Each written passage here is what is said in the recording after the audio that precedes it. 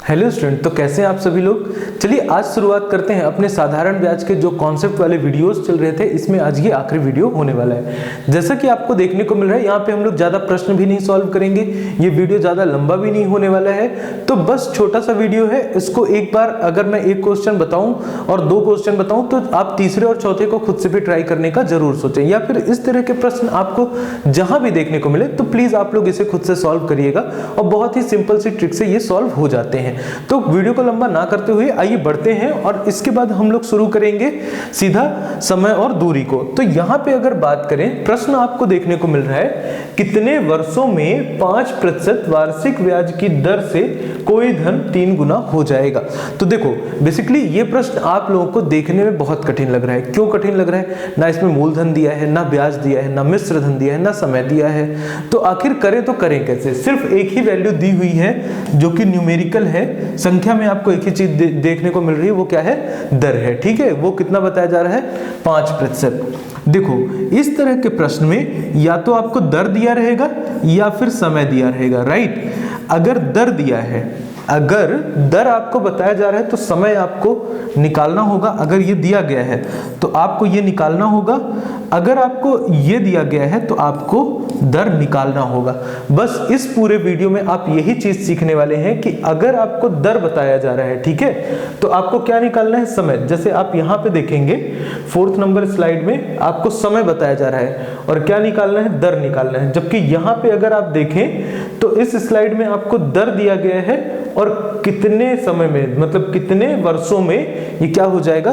3 गुना या 2 गुना, जो भी कहा जा रहा है, तो आपको यहाँ पे समय निकालना है। चलो, तो इस चीज को याद रखेंगे हम लोग कि अगर दर दिया हुआ है तो समय निकालना है और अगर समय दिया हुआ है तो दर निकालना है। बहुत सिंपल सा क्वेश्चन है। देखो इसके लिए एक फॉर्मूला होता है n-1, ठीक है, n-1, ये ब्रैकेट में रहेगा, ठीक है, जिससे कोई कंफ्यूजन ना हो। अपॉन में रहता है r, कब? जब हमें निकालना हो समय। क्या निकालना हो? समय।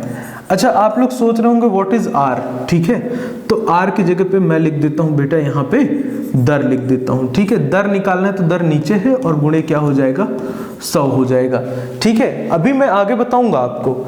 और यहीं पे अगर आपको निकालना हो दर तो इसी सूत्र में कुछ नहीं करना है, n-1 और बटे में हो जाता है समय और क्या हो जाता है यहाँ पे? गुणे 100, ठीक है।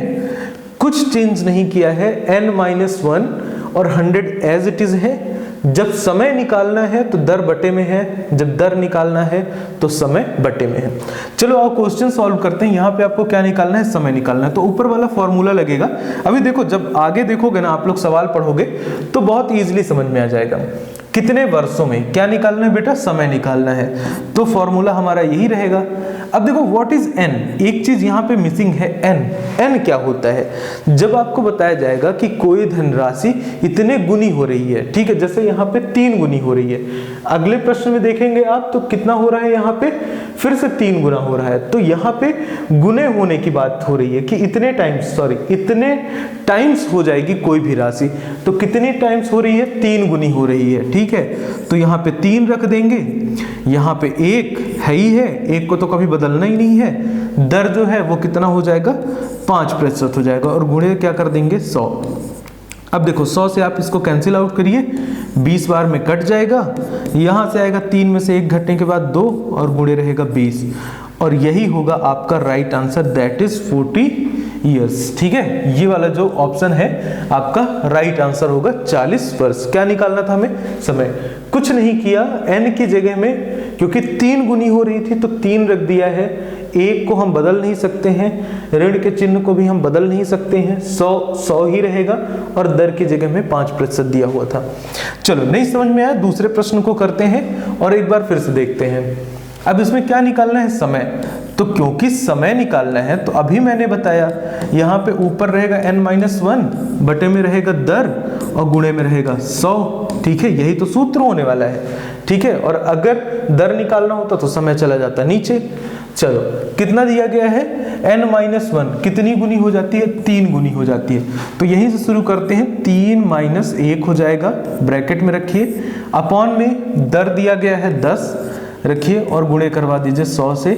इस जीरो से इस जीरो को काट देंगे, ऊपर से 3 में से 1 घट जाएगा, 10 का गुणा करेंगे कितना आ जाएगा बेटा 20, और यही होगा आपका राइट आंसर 20 ईयर्स, 20 वर्ष जो होगा आपका राइट आंसर आने वाला है। देखा कितना इजीली हो गया है। चलो बढ़ते हैं तीसरे प्रश्न की तरफ। कोई धन सूद सहित मतलब ब्याज सहित है ना, 10 वर्षों में 2 गुना हो जाता है। कितने वर्ष में 2 गुना हो जाता है? 10 वर्ष में। अब देखो समय बताया गया है आपको, तो क्या निकालना है? दर। बार बार मैं आपको बता रहा हूं फॉर्मूला वही रहेगा, है ना। ध्यान क्या देना है कि सिर्फ आपको दर बताया जा रहा हो या समय बताया जा रहा हो और चीजें गुने में हो रही हो, 2 गुनी, 3 गुनी, 4 गुनी, तो हम लोग इस तरह से इसे सॉल्व करेंगे। समय को रख लिया नीचे और गुणा करवा दिया यहाँ पे 100 से। चलो n-1, n की जगह में क्या हो जाएगा? 2, क्योंकि 2 गुनी हो रही है, तो 2 यहाँ पे 1 और उसके बाद क्या हो जाएगा? यहाँ पे समय कितना बताया जा रहा है? 10 वर्ष गुणे 100। इस जीरो से इस जीरो को काट देंगे, ठीक है। यहां से कितना आएगा? 2 में से जब आप 1 को घटाएंगे तो 1 गुणे 10 आ जाएगा और रिजल्ट में आपको देखने को मिलेगा 10%, जो कि है ऑप्शन नंबर सेकंड। तो देखा आपने कितना इजीली ये क्वेश्चन सॉल्व हो रहे हैं।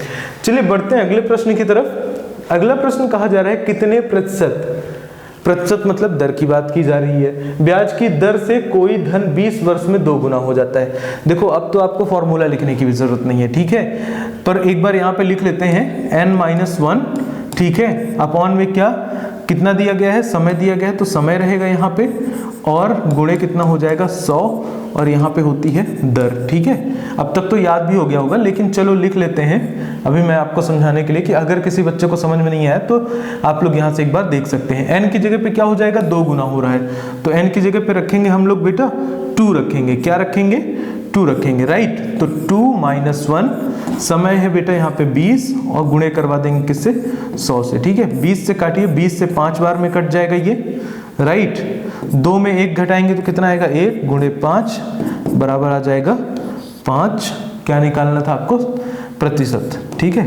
तो 5%, जो कि आपको देखने को मिल रहा है यहाँ पे ऑप्शन नंबर सेकंड में।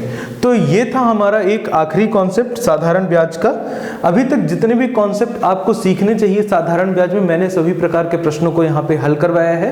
अगर आपको इसके बावजूद किसी भी प्रकार के प्रश्न को हल करने में दिक्कत होती है तो मैंने आपको पहले ही बताया कि मेरा व्हाट्सएप नंबर है, आप मुझसे डायरेक्ट कॉन्टेक्ट कर सकते हैं। इस नंबर में मेरे ग्रुप में ऐड हो सकते हैं मैसेज करके, जिससे आप तक वीडियोज भी पहुंचते रहेंगे। आपके डाउट्स को मैं सॉल्व कर दूंगा प्रॉपरली और रेगुलरली, अगर आप कॉमेंट डाउन करके मुझे बताते हैं या फिर हमारे इस नंबर पे व्हाट्सएप करते हैं।